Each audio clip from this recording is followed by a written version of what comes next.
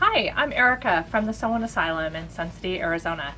And today what we're doing is we are doing a little tote bag that was inspired by this little bag. And I found that most recently I had gone to Starbucks and I'd gotten a little gift item, and so it came in a bag similar to this size, and I was carrying my lunch back and forth in it afterwards and found it was a really handy size to have. So oftentimes with our sewing patterns, when we make tote bags, they call for using fleece or some of the fluffier type of interfacings to stabilize our bag. But I found I wanted something a little bit more rigid because this is a paper bag, but obviously isn't going to last very long. So here is my inspiration, and this is my finished bag. And notice it stands up on its own. And the way I went about this was to determine how big to make my bag. I measured from here on over to here, and then I took that measurement and added an inch. So going across, it was 12 inches plus an inch is 13. Why did I add an inch? The inch is for my seam allowances, half an inch on each side. Next, what I did was I started from the top. I measured down again to the center of the bag, and then again added an inch, and so that was 13, 12 inches plus 1, 13, and 13. So that's where I came up with my 13-inch square. And I really like a product by Pellon. It's a gridded like an interfacing. We use it for pattern paper here, or to make our patterns with. So I used the Pellon True Grid to get my pattern piece. So this piece right here, it's 13 by 13 inches, and this is what I will be using for my outside of the bag and my lining, and also for cutting out my interfacing, as well as, so here's our handle, 4 by 13 inches, and we will be using that for our desired fabric for our handles. I chose my handles to match the outside of my bag and then the interfacing as well. So now getting on to our supplies.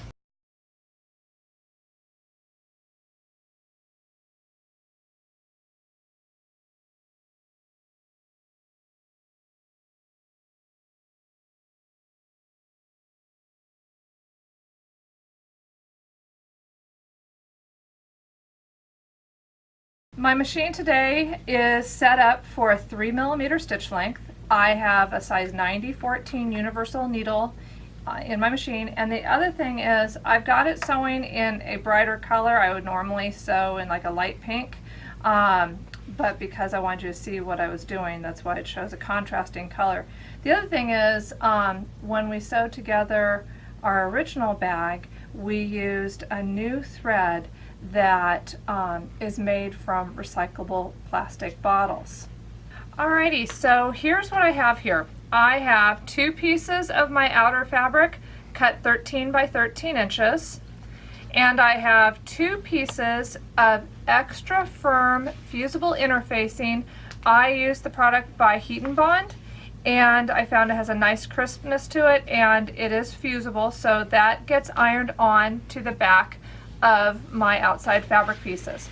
I also have my 2 handles cut 4 by 13 inches, and I also used the same interfacing cut 4 by 13 to be applied on the back of my straps. Then I have my lining pieces. At this point they are cut 13 by 13 inches, and I have my interfacing, but this time it's just firm interfacing. It's not as stiff as the outer fabric, but it still has a firmness to it. The reason why I chose to interface my lining is because I found that if I didn't, my lining was rather droopy. Again, this is for just a basic bag, no pockets, but if you were to add pockets, you would do that before as you're constructing the bag. But today, no pockets on the inside, so this is our lining pieces. Okay, now preparing to sew. We have our interfacing on the back of our lining and our outside pieces. Here's our lining, interfacing is already on the back. Now, one of the things I found with my purse patterns is that sometimes our lining wants to pooch out of our finished bag. Now currently this is a perfect square. If you had a fabric with a one-way design, you need to determine where your top is. So this will be the top of my bag. So what I'm going to do to the top of my bag, I'm going to take off a 1/2 inch. So line it up like this, and I'm removing a 1/2 inch. This will help my lining keep down on the inside of the bag. We can't see that. Oh, sorry. Okay. This will help my lining stay down inside my bag. We cut our handles 4 inches across. And the reason why we did this was rather than have a handle where we sew it together down the long side and flip it right side out, what I found works better is we've taken our handle, we folded it in half, ironed it, and folded it again. So we're taking the edges like this, 1 inch in, folding it again, just like this, and then we're going to sew it down both sides. This particular thread, Hold on, start over. this particular thread by Gutermann, it has a green end of the spool here, but I thought it was kind of cool. It's made from recycled plastic bottles, and it's made in Germany, and it's not any more expensive than the standard spool of thread. So we feel a little bit better knowing that our plastic bottles have been put to good use. Now I've marked my center, and the next thing we're going to do is we're going to place our straps. Our straps are set 1.5 inches away from the center. So what we're seeing is that it's 1.5 inches away from the center pin. So then I take my handles and I'm going to curve them like a horseshoe. There's one here. Clip that into place. Bring it around like this. Clip it in place again. And the next step, what we're going to do is we're going to sew across each part of the handle. Alrighty, so now the next thing we're going to do is we're going to sew our side seams together.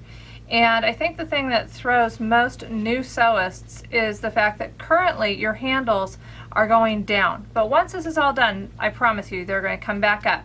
So what we're going to do is we're going to put these two pieces together like so. And we're going to sew just the two side seams. The two side seams, and we're going to sew those at a 1/2 inch seam allowance. Okay, before we go any further, we've got our handles are attached, but now what we want to do is we're going to prep our bag to have a flat bottom. And one of the terms that we use here at the Sewin Asylum, we call it boxing your bottom. And in the lining piece, I put a pin to indicate where the top is. And the box on the bottom, that's this little seam right here that allows our bag to be flat.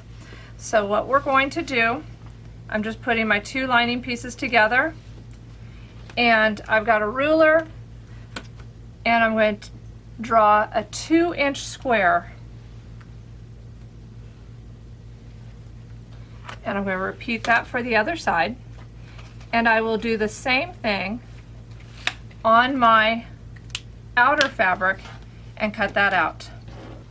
Alright, now our 2-inch boxes have been cut out of each bottom corner here, and so we've got the outside fabric and our lining. So our next step is we're going to do the side seams on our outside fabric, on our outer bag, and we're also going to do the side seams on our lining, and in both cases they have a 1/2 inch seam allowance. Here's my box bottom here.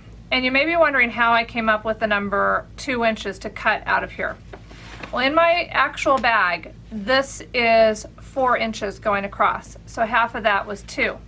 And what happens is, in the magical world of sewing, when we cut out a 2-inch square here, and we seam it down here, we fold it, and we seam it again, it comes out 4 inches. I did a lot of playing with fabric, and I have a chart for you of the various sizes squares that you can cut out based on a 1/2 inch seam allowance. So right now we've got our two side seams sewn, and the next thing we're going to do is we're going to take our lining, and I'm turning my lining right side out. And then what I recommend that you do, because it's not going to be very easy to do this afterwards, but I recommend ironing your seams flat, making sure that as you're ironing, your seam allowances are ironed open, and it gives a nice flat look when it all is said and done. My seams are ironed flat, and now I'm going to take my lining and I'm going to sink it inside my bag here. So I'm matching my side seams.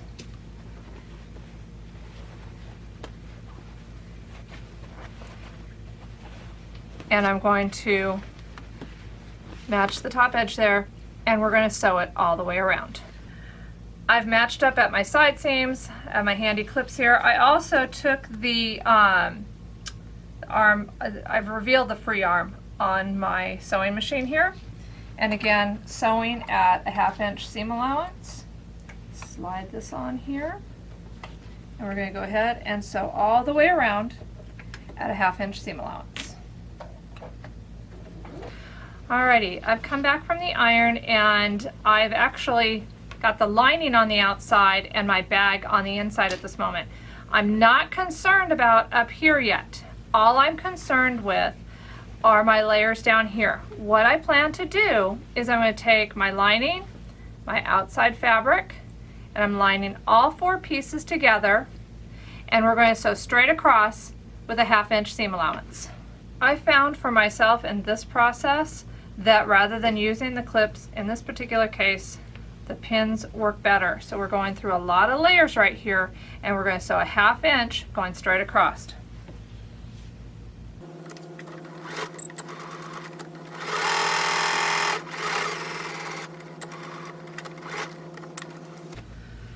Okay, so now I've sewn straight across. I'm not going to worry about finishing my seams. Yes, raw edges will be on the inside, but my plan is that I'm going to take a fabric covered piece of cardboard to go on top of this. So right now we have this piece. I'm going to go back to the iron. I'm going to iron these open, and then I'll show you how to box your bottom. My seam is ironed flat. I've got my hand, I'm reaching inside. Hello, right there. So now I'm taking this seam right here and I'm going to line it up with the center bottom seam. Just like this, and I make a straight line going across.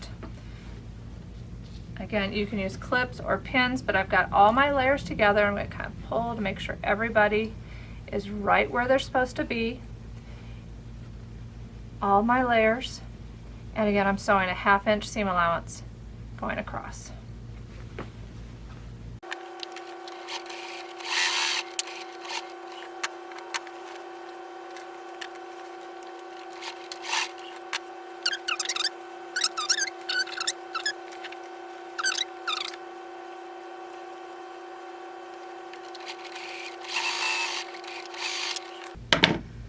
I backstitched at the beginning and the end to make sure I locked in my seams.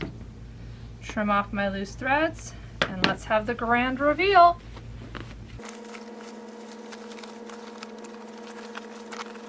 Got my corners. I'm going to take it back over to the iron it flat. Our bag is done, with the exception of if you want to put that cardboard piece covered in fabric at the bottom to give it more of a flat bottom. So here's my final bag with my lining. As you notice, remember when we cut a 1/2 inch shorter, but still it just a 1/4 of an inch tucked inside there. The interfacing gives it a nice stiff, good structured look to it. And so when I was doing my final touches with my ironing, I found using a sleeve board helped me get in to those spaces that I really wanted to make sure got pressed nice and tidy. But there you go, a tote bag, start to finish. You can do it too.